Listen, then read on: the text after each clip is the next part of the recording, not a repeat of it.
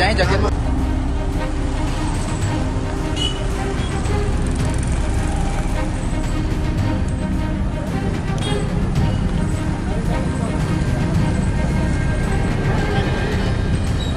गाड़ी मेरा फोन को रहता आराम होने का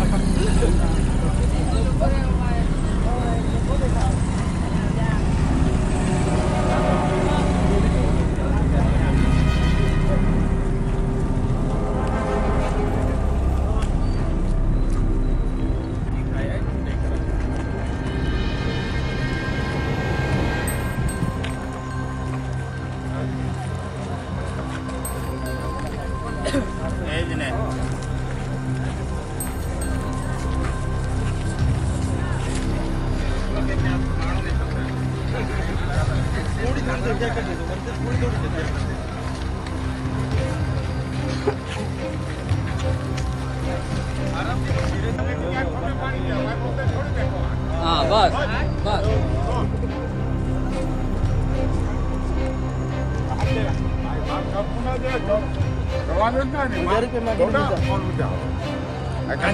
થોડી કોઈ ખેડૂત થાય ભાઈ સ્થાનિક પરિચય હતા ત્યાં જવાબ આપો ફટો પાડીને પાકો પાડ આગળ બી પાડ ને પાછળ બી પાડ નાગડું એ નાગડું બી પાડ હા જવાનું ના તો બી એવું કોઈ દેખાવે હા બીજું ના રતન ખદરી હાય રતન ખદરી મેકના કે મેં કીધી આ જગ તો સરખું ના દે ભાઈ પાક નુકસાન અમે ખેડૂત એમ કહે કે એ હટકા આ ડોગરી ઠામ ક્યાં હાય क्या कुछ को तो आपो का हाँ ठीक ओके तो ये नहीं हो रहा है अच्छा साहब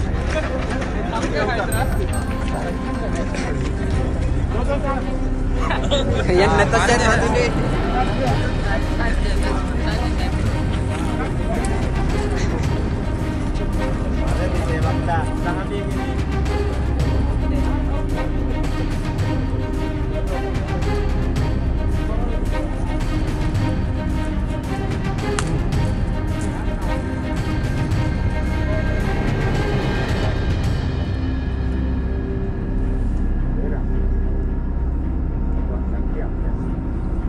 शांति आपने हाँ बस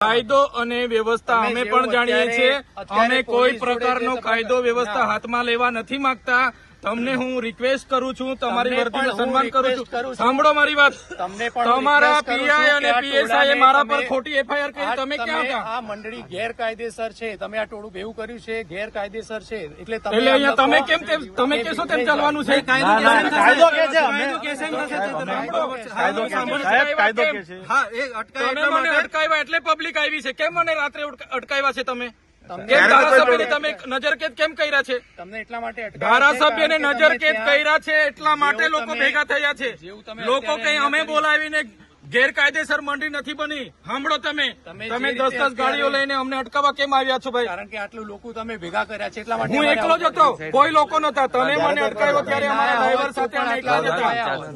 એટલે આવી રીતના વાત નહીં કરવાની. બરાબર, અમે ત્યાં જઈને લોકોને વળતર અપાવીશું. અમે ગુનો કર્યો છે. તમારા પીઆઈ અરજદાર બને, તમારા પીએસઆઈ અરજદાર બને. વાત નથી સાહેબ, અમને માથા ભારે સાબિત એની કરો વાત તમે. નથી સાહેબ. એ તમને નોટિસ આપશે ત્યારે તમે નોટિસ જજો. નહીં, અત્યારે કોઈને નોટિસ ક્યારે? આપી તમે નથી. આખો મોરચો લઈને ઘરે દોડી આવો છો ત્યારે નથી તમને ખબર પડતી? એ અમે નથી આપી કોઈને. ના, બિલકુલ નહીં. અમે અમે સાહેબ, સમજો સાહેબ. નથી.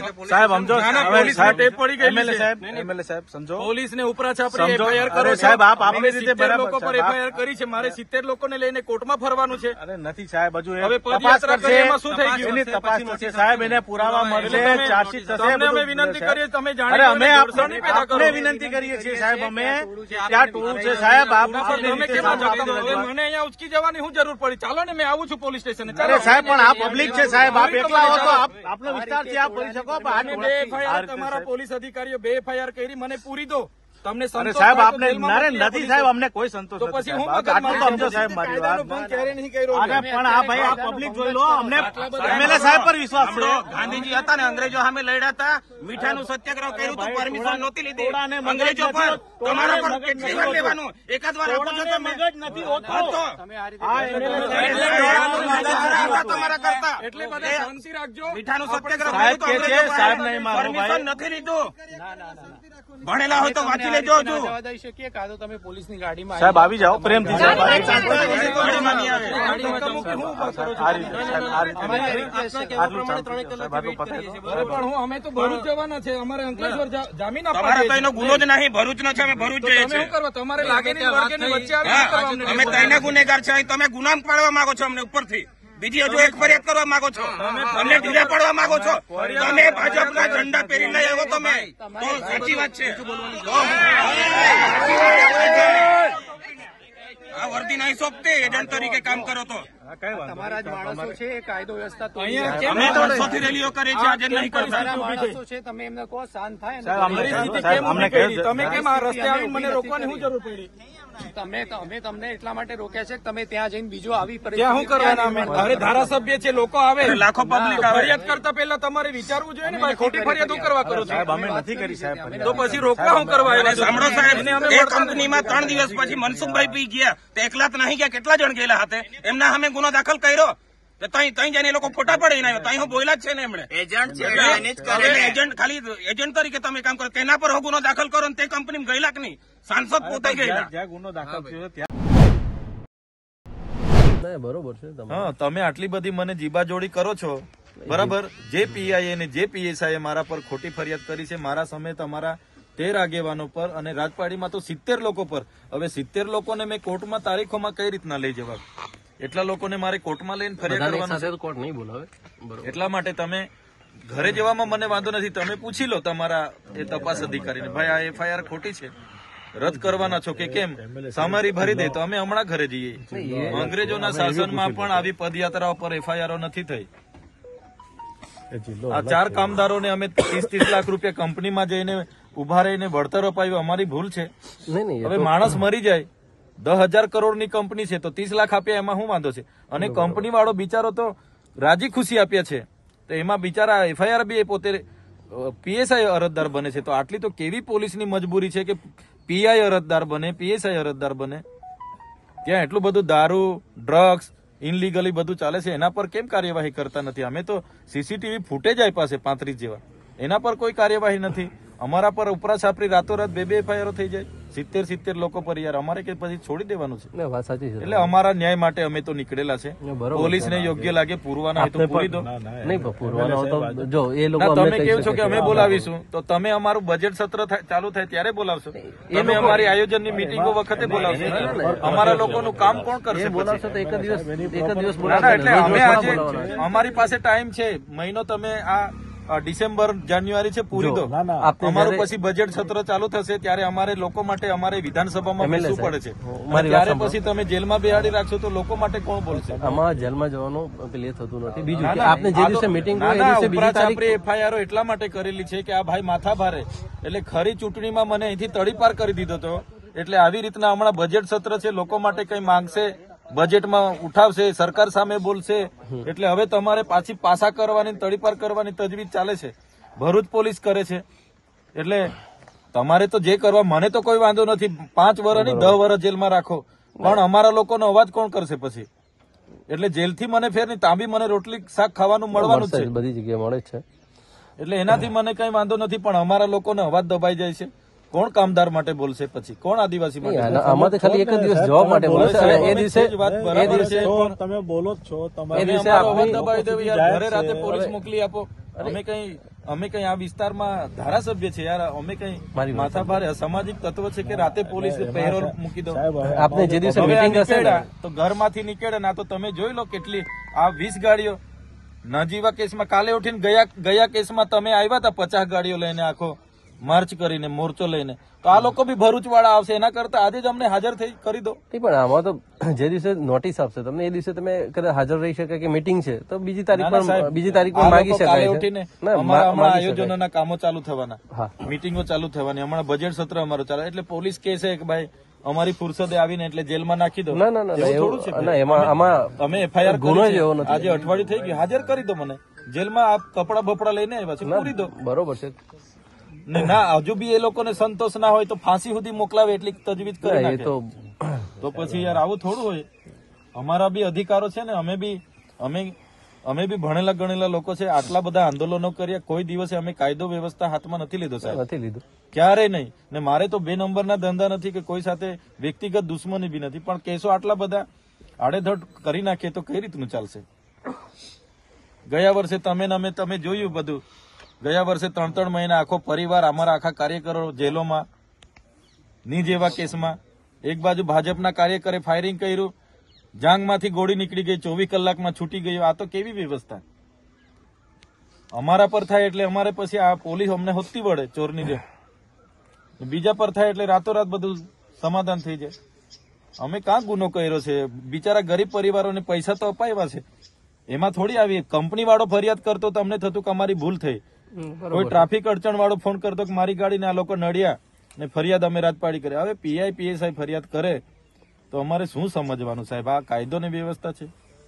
અને અમે તો પરવાનગી માંગી હતી સાહેબ, કોઈ જાહેરનામું નથી, કોઈ ચૂંટણી નથી, તો બી 30મી નવેમ્બરે પરવાનગી માંગી. 3 ડિસેમ્બરે અમારી છેલ્લા દિવસે પદયાત્રાના હવારે કહી કે તમારી પરવાનગી નથી મળી. અભિપ્રાય પોલીસે નેગેટિવ આપ્યા છે. તો સાહેબ અમારા બી અધિકારો છે ને, અમે ચાલતા ગયા, પોલીસ અમારી સાથે હતી, તો બી એફઆઈઆર. એટલે માથાભારે સાબિત કરો, પાસા કરો, તડીપાર કરો, એટલે અમારે આખી જિંદગી જેલોમાં. તો લોકો માટે કોણ બોલશે? અમને તો કઈ વાંધો નથી, જેલો કરો કઈ વાંધો નહીં. એટલે તમે ત્યાં વાત કરી લો, અમે ત્યાં જઈએ છીએ. વાત કરી લીધી છે સાહેબ, આપણા એસપી સાહેબ ને બીકો, એમના જોડે નર્મદા પોલીસ સાહેબ જોડે પણ વાત સહકાર આપે. ભરૂચ પોલીસ નો મામલો છે, આપણે શું કરવા જીબાજોડી કરીએ છીએ? જો અમારા માટે બધું સરખું છે, આખું નહીં તો સરખું છે, પણ તમારે કેવાથી પેલા થોડા એફઆઈઆર રદ કરવાના? એ તો અમે રદ ના કરી શકીએ. જવા દો ને અમને, અમારા વકીલો બધા રાહ જોઈએ છે. કોર્ટ સિવાય કોઈ રદ નહીં કરી શકે, હું આપને કહું. ના, કોર્ટની પ્રોસેસ તો અમે કરવાના છે કે જેટલી એફઆઈઆર થાય કોર્ટમાં જ અમારે કર્યા કરવાની. કોર્ટમાં તો જવાના જ છે, જે અધિકારીઓ કર્યા છે એમને બી બોલાવીશું. એવું થોડું જરૂરી છે? તમે જાઓ તો વાંધો નથી, પણ તમે જે આહવાન કરીને જાઓ છો તમારા કાર્યકરો, સાહેબ તમે મીડિયામાં કોઈ જગ્યાએ બતાવો, મારો મેસેજ હોય ને, તમે બધા ગ્રુપ જોઈ લો, મીડિયામાં કોઈ જગ્યાએ મેં કોઈને કીધું હોય કે મેં ત્યાં આહવાન કરીને આવું છું તો મને બતાવો. પણ એવા મેસેજ છે સાહેબ તમારા ગ્રુપમાં હોય તો બતાવો. મેં તો સાંજે પોલીસના ફોન આવ્યા હતા, પોલીસને મેં કીધું કે હું કાલે જાઉં છું. સીધી વાત છે, મારે કાં છુપાવવાની છે? ખુદ ત્યાંના પીઆઈ અને પીએસઆઈ પોતે અરજદાર બને છે, તો એવી તો શું પોલીસની મજબૂરી થઈ ગઈ કે પોતે અરજદાર બને છે ભાઈ ધારાસભ્ય પર? અમે લોકસભા ચૂંટણી લડી ત્યારે પણ આખી પોલીસ અમારી સામે હતી, આખું જિલ્લાનું વહીવટી તંત્ર અમારી સામે ચૂંટણી લડતું હતું. એટલે આ લોકશાહીમાં સરકારો બદલાતી રહી છે. પોલીસના ઉચ્ચ અધિકારીઓને પણ આપના માધ્યમથી અમે કહીએ છીએ, જ્યારે રાજા રજવાડાઓનું પણ રાજ જતું રહ્યું છે, આવનારા દિવસોમાં ભાજપનું રાજ પણ જશે, ત્યારે આવી તમારી ફાઇલો અમને બધું ખબર છે કોણ શું ધંધા કરે છે. એટલે આ હપ્તાખોરી હોય કે એજન્ટ બનવાની સિસ્ટમ પોલીસ બંધ કરે, નહીં તો આવનારા દિવસો પણ આવશે. પોલીસ અધિકારીઓ, ઉચ્ચ અધિકારી રિટાયર થઈને ઘરે બેઠા હશે ને, ત્યાંથી પણ ફાઇલો ખુલશે ને ત્યાંથી પણ કોર્ટ કચેરીમાં ફરતા કરી દઈશું. એટલે અમે કહેવા માંગીએ છીએ, એક ધારાસભ્યના ઘરે રાત્રે પોલીસ મૂકી દે, ભયનો માહોલ પેદા કરે, તો શું અમારા અધિકારો નથી, અમારો અવાજ નથી? એટલે આ ભાજપના રાજ્યમાં તાનાશાહી એટલા હદે ચાલે છે. અંગ્રેજો વખતે પણ જે આપણા સ્વતંત્ર સેનાનીઓએ પદયાત્રાઓ કરી હતી, પગપાળા યાત્રાઓ કરી હતી, આંદોલનો કર્યા હતા, ત્યારે પણ આવી એફઆઈઆરો નથી થઈ. અમે શાંતિપૂર્ણ પદયાત્રા કરીને અમારા પર એફઆઈઆરો કરી છે. એટલે જનતા જોગ પણ કહેવા માંગીએ છીએ કે જાગવું પડશે. આજે અમારા પર છે, કાલે તમારો પણ વાળો આવે છે, પણ અમે ડરવાના નથી, અમે લડવાના છે. આ જનતાનો અવાજ ક્યારે પણ દબાવવાનો નથી.